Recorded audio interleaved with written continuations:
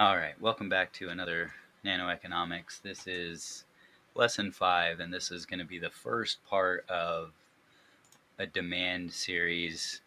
Um, and again, a lot of these I'll probably continue to come back to and refine as I build up skills with editing and come up with ideas.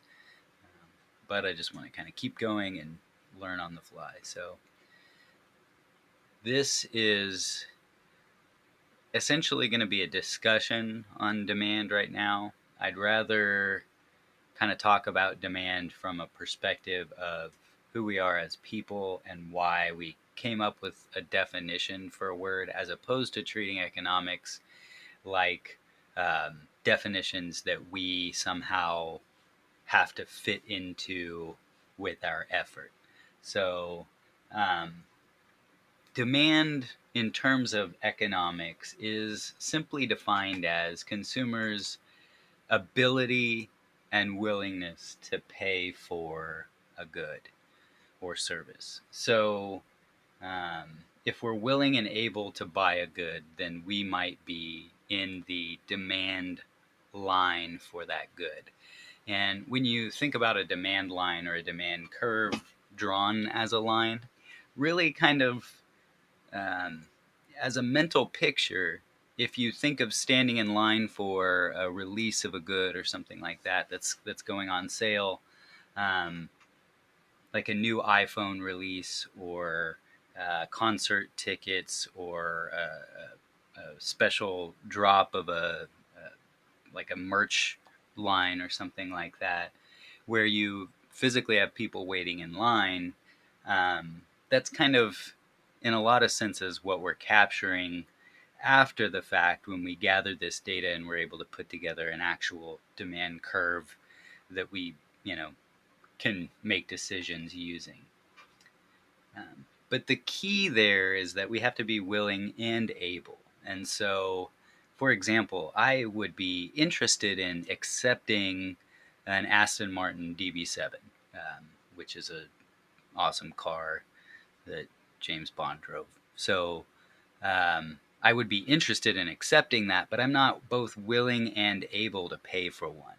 Um, so that's kind of really, demand means we have to actually be in that line, is a good way to look at it.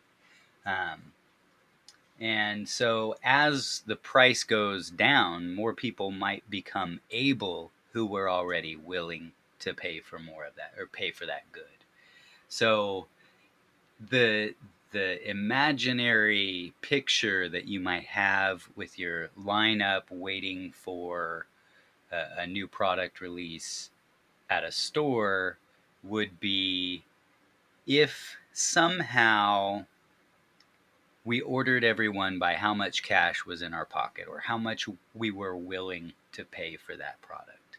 So that's where we kind of need to understand that there's a little bit of a disconnect between absolute reality and what we're able to measure through economic data, given kind of our current limitations. Things are getting a lot easier to measure and study as a result of technology, but we are very limited in a lot of ways. So um, that first person in line in this imaginary scenario may not tell us how much they would be willing to pay. But if we assume that they got in line a week ago and they have a lot of money, then that might give us a better construct. The way we do this in reality in a lot of ways is simply just by asking. And so we can take a survey and find out what the maximum amount people would be willing to pay for a good. We might ask them um, what they think is the most appropriate price. And we can kind of generally get a construct of how consumers view the price and quantity decision that they would arrive at. So the demand curve for me is pretty easy to illustrate as well. I think we talked about it in the last lesson in relation to pasta and the price of pasta. When I go to the grocery store, if it's on sale, then I might stock up because it's non-perishable. It'll last for as long as I need it to last before I cook it. Um, but if I'm out and I have everything else for the recipe, I just need some pasta, then I might get one package at a higher price, but I'm not willing to buy more. And so kind of that illustrates how the quantity that I'm willing to buy, in other words, that left-right movement. I want to just drop in. Give me just 1 second. I'm going to make sure I've got the right visual so I'm not jumping around too much.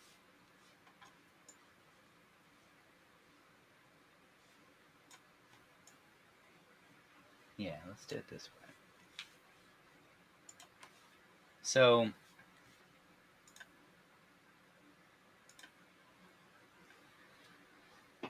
as the price goes down, the quantity in this case that's depicted as gasoline, the quantity of gallons of gasoline that's sold is going to increase. That's what's going on this horizontal axis. As we move to the right, the quantity increases. As we move vertically, the price is increasing, and the inverse is true. As we come down in price, we're seeing a movement to the right because that's how we would respond as consumers.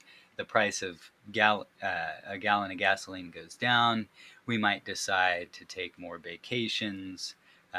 Plane tickets might be cheaper.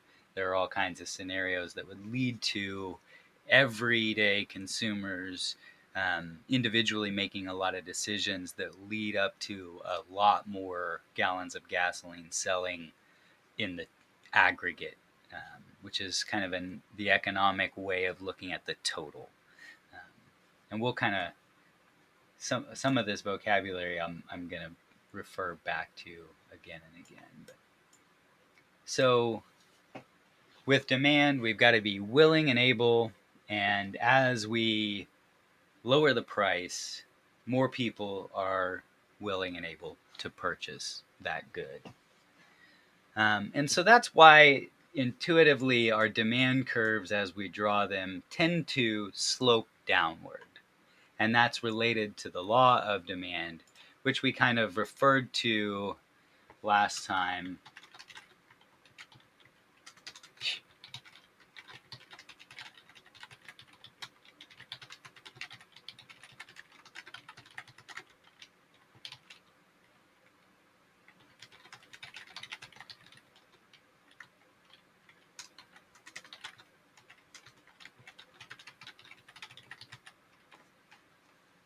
So the law of demand is telling us that as the price decreases, the quantity demanded will increase, and as the price increases, the quantity demanded will decrease.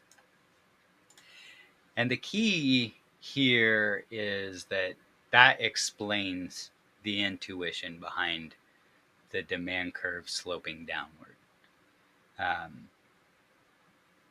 And that's a very, very common question at kind of all levels of economics from your kind of standard high school economics class, AP economics, as well as your intro to and principles of micro and macroeconomics in college. So those classes are going to be required for all your business majors. And those classes are at most American universities almost identical to the level of content and the amount of it as an AP class, especially like an honors AP class at a good school where you have a really rigorous program.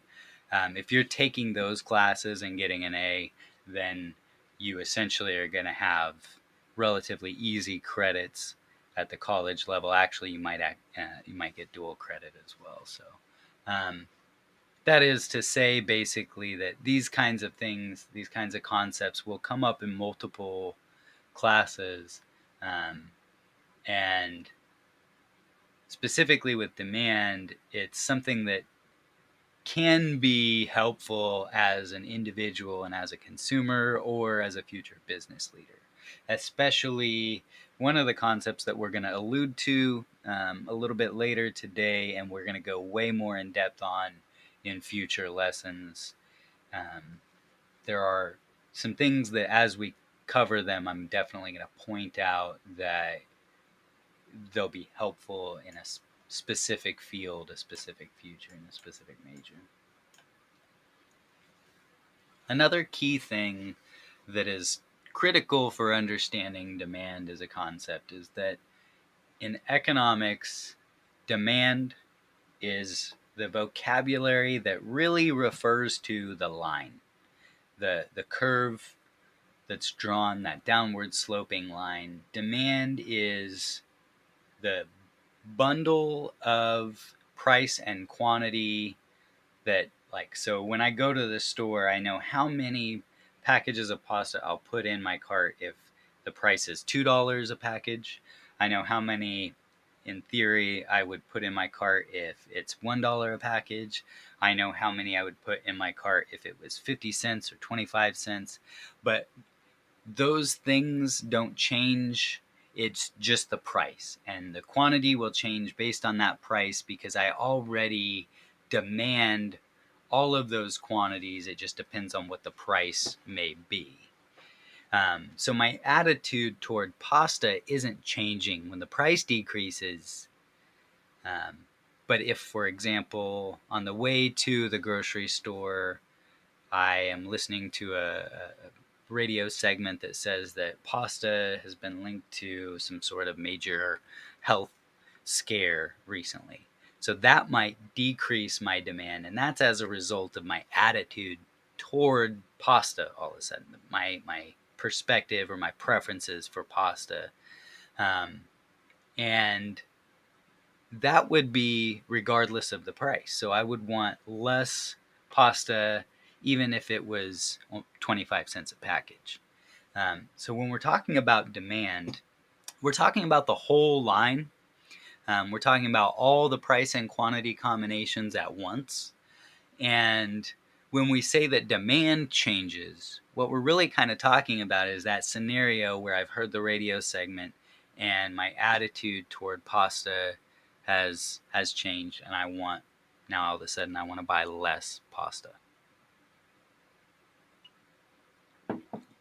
So there will be things that we're going to talk about in the second part of the demand lessons that will shift that demand curve. And so we'll be looking at how questions and lessons would use the vocabulary specifically to say demand is changing, and in reference to the fact that the line is moving in some way.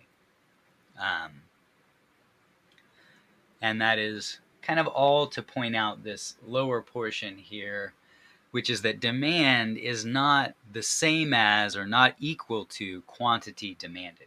Quantity demanded is referring to,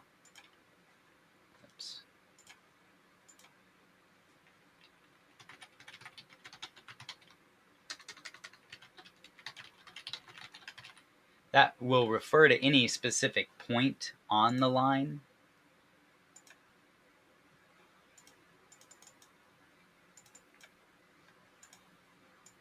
Whereas the demand curve, or saying simply demand, is really in reference to the line itself.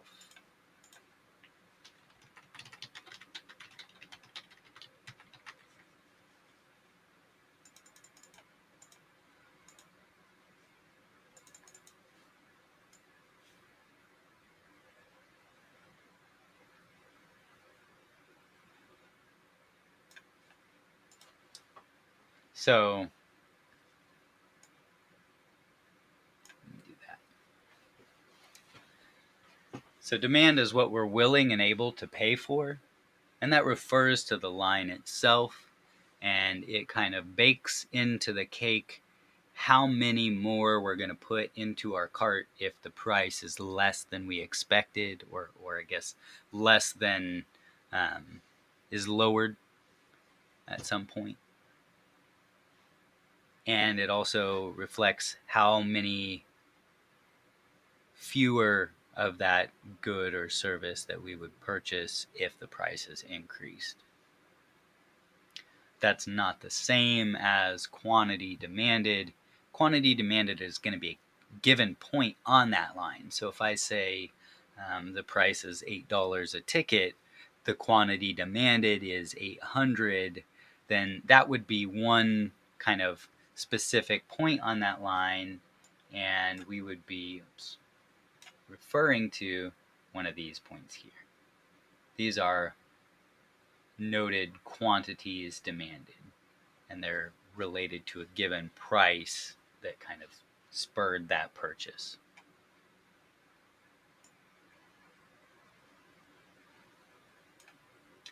So the next thing that we want to look at is just a couple of cases where that's not what we see. We don't have a downward sloping line. And the reason why I want to do this is more to build an understanding of demand, not as a way that consumers behave to try to accomplish something. And it's more about measuring what we did after the fact, or to a degree, measuring what we did last year or last month or last product release, to see what we might do in the future, what worked, what might create greater sales if we could lower the price and increase our profit margin, or not our profit margin, but our total profits. Those kinds of questions that we can answer. But in a lot of cases in the real world, we don't actually have that perfect downward sloping line. The gasoline example was a good one where you could kind of see a real world example of how demand might slope downward in an actual market.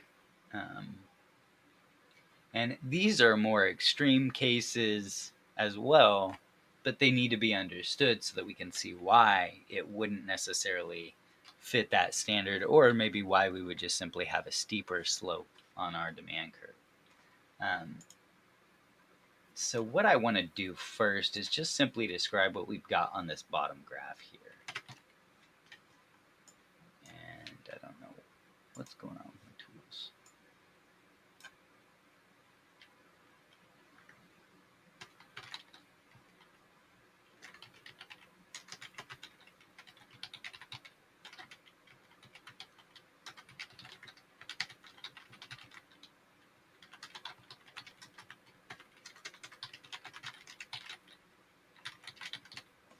So just to kind of describe this, we've got a situation where the quantity demanded doesn't change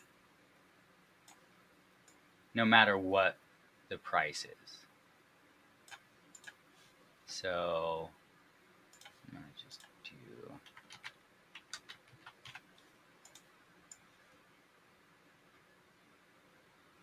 And that's reflected on that horizontal axis.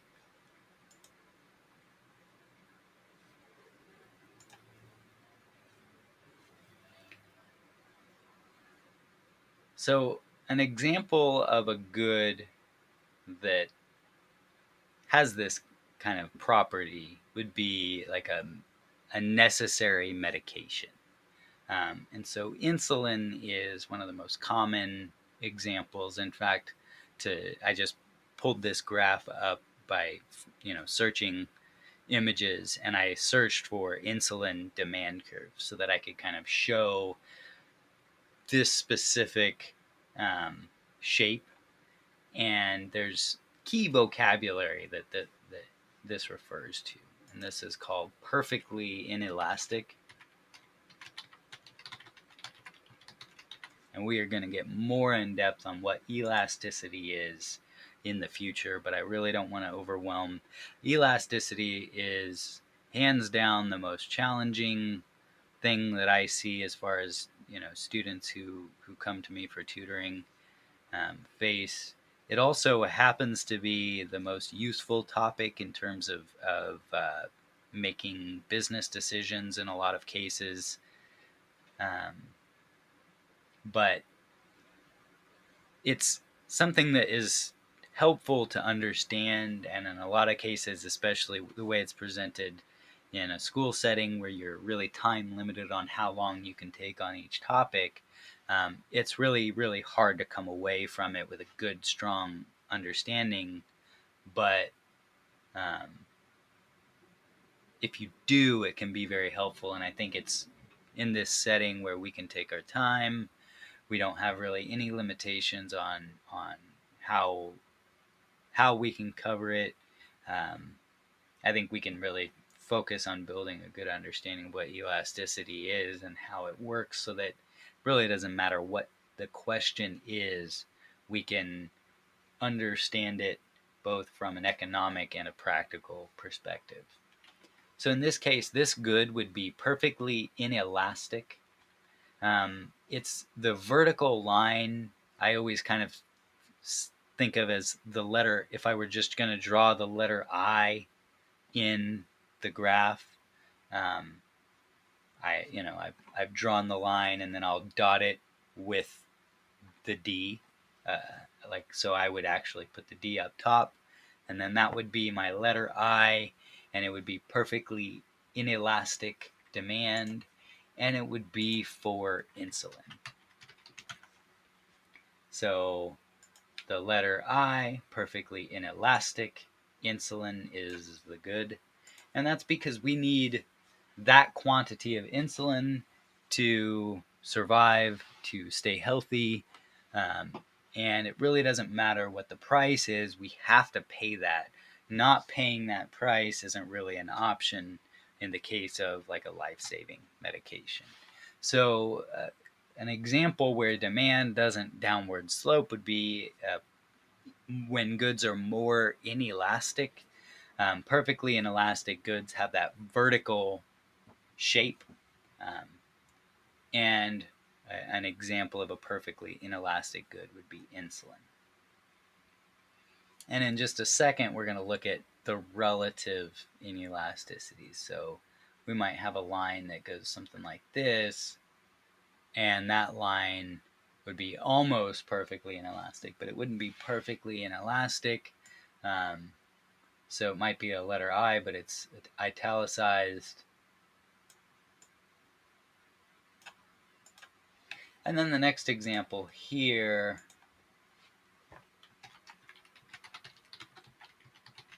I'm just going to go ahead and label it now, is perfectly elastic.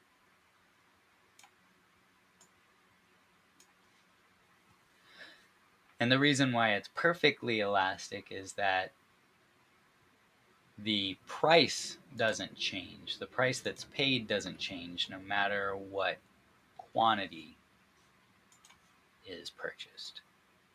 So if you imagine, um, especially in recent markets, when there's a surge of demand for a single good and everybody's buying it off the shelves, what ends up happening as sellers can react to this is the price is going to increase as a result of having to try to maybe pay expedited shipping on a truck to get it overnighted to the store, for example.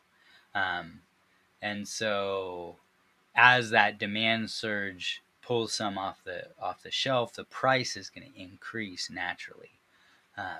In an example of a perfectly elastic market, that might be one of the examples that you might see in your kind of textbook would be like a wheat market. So just for a bushel of wheat, and um, that's because if I were a farmer and I were selling my wheat, it doesn't really matter if I sell 10 bushels or 1,000 bushels or 100,000 bushels. I'm one of many, many, many farmers, and there are many, many buyers of wheat. So I, as a single farmer in the wheat market, have no monopoly power, no strength or power in controlling that price. And so the price stays the same it's called the market price in this case, in a perfectly elastic market. And so it doesn't matter how many I take to the market, I sell them all for that market price. And so the demand is essentially infinite at that price.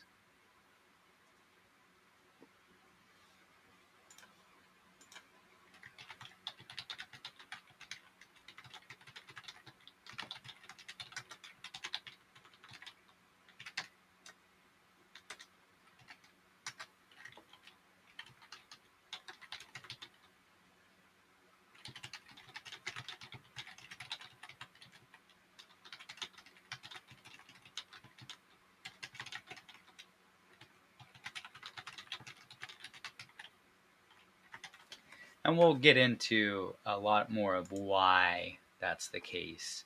Um, in this scenario, we would call that a perfectly competitive market. And that would be the situation that an individual firm is facing. Their demand curve would just look like a perfectly elastic or a horizontal line at the market price. So the next thing we want to kind of look at is, and the last thing, no, I kind of skipped one here, but the next thing we want to look at is, this is one of my tools that I refer to quite a bit in individual sessions with students, especially when we're talking about elasticity. And this is just a glimpse. It's more of, this isn't something to kind of take notes on and memorize and write down. This is to look at and to see if you're starting to understand elasticity in a real sense. So that perfectly inelastic line is the red line, and the perfectly elastic line is the blue line. And they're representing kind of the slope of that line. The standard demand curve, so to speak, that we've been looking at and discussing would be like that green line. And that green line is just what we call unit elastic, or a slope of 1. In other words, when the price goes down by 1, the price goes down by 1%, the quantity would in this case be increasing by 1%, because it's an inverse relationship, and you're seeing that with the -1 as opposed to a +1. And then we've got just 2 different examples of the varying degrees. So we've got the yellow line, which is very inelastic, and that might be goods that we really, really critically need. So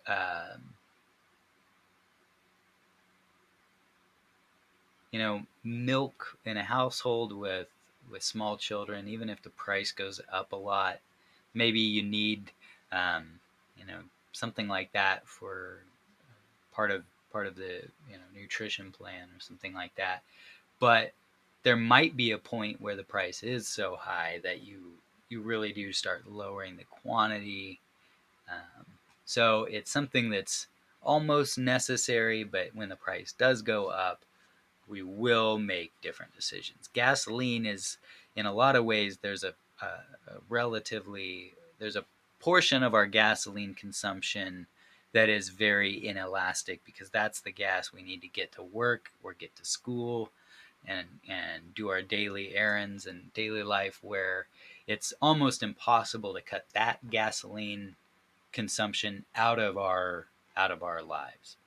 Whereas some of our gasoline consumption is the part that is a road trip or a joyride, or a quick trip to visit someone who is only in town for an hour, that you might not make if gas prices were really high and time were, I don't know, that maybe that's a bad example because you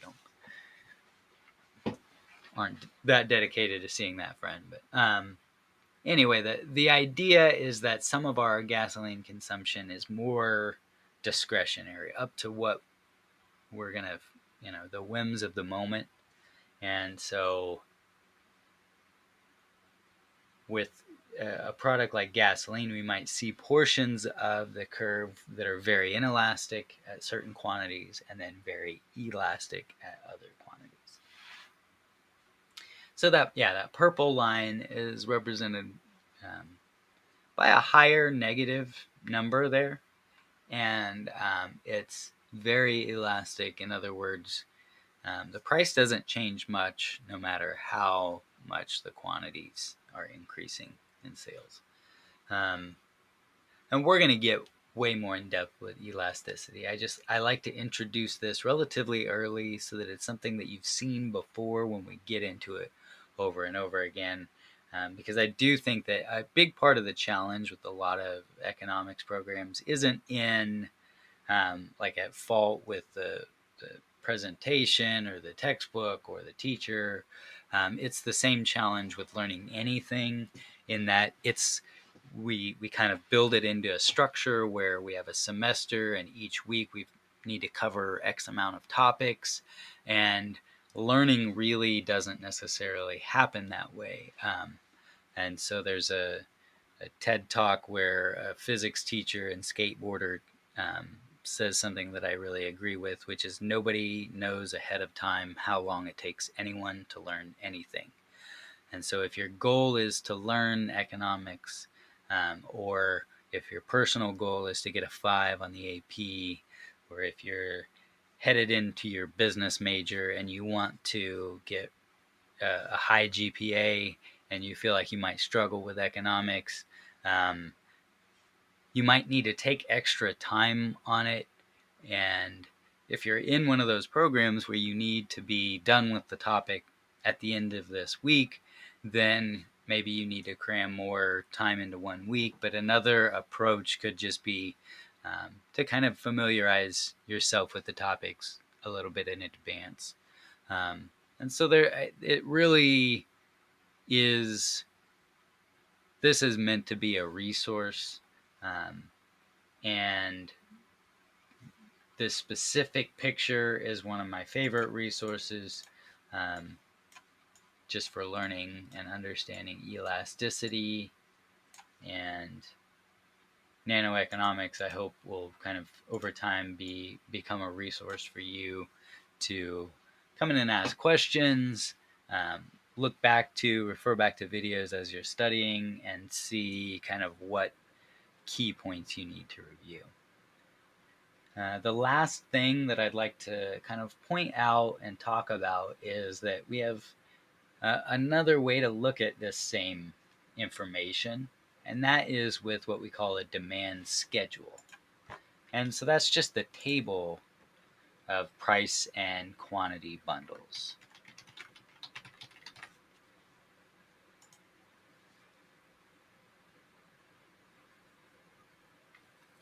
So from this price and quantity, we can do a whole lot. Really, price and quantity, that's all that we've actually got on these graphs. But as you will see, throughout any of your classes as we go through these videos, from price and quantity, we can derive a lot of information that's helpful to business decision makers, to government policy makers, to individual consumers making decisions. Um, and really that's what it kind of comes down to, is understanding from the demand perspective how many we're going to put in the cart based on what the price tag says on the shelf. And that can be depicted as a demand curve or a demand schedule. The points on the line represent a quantity that we demand at that given price, and the line itself is what we call demand. And our standard demand curves are sloping downward. So basically, just kind of wanted to do a quick review of the keywords and topics that we've looked at today. So what is demand? That's what we are willing and able to purchase. Do we demand a Lamborghini? Probably not, even if we want one. All right, so I think that'll do it for today. Again, feel free. I've got the suggestion box on my Twitch page. I don't necessarily expect too much. I've been talking a little bit to my ongoing regular tutoring students, and I think that when you get to the point where you're searching for tutoring, it usually is more helpful to have one person one-on-one with you. But I guess what I would point out at the beginning here is that until we have an active group and until there's too many questions, then really anytime I'm live, it is a one-on-one session with you if that's what you'd like to make it. And uh, if you need to go longer, I'm willing to do that. So just because I'm kind of sticking to a half an hour to an hour format with a single topic right now doesn't mean that we're going to be restricted to that. So again, feel free to jump in with questions in the future. This was Demand Part 1, Lesson 5 of Nanoeconomics, and I'll see you tomorrow.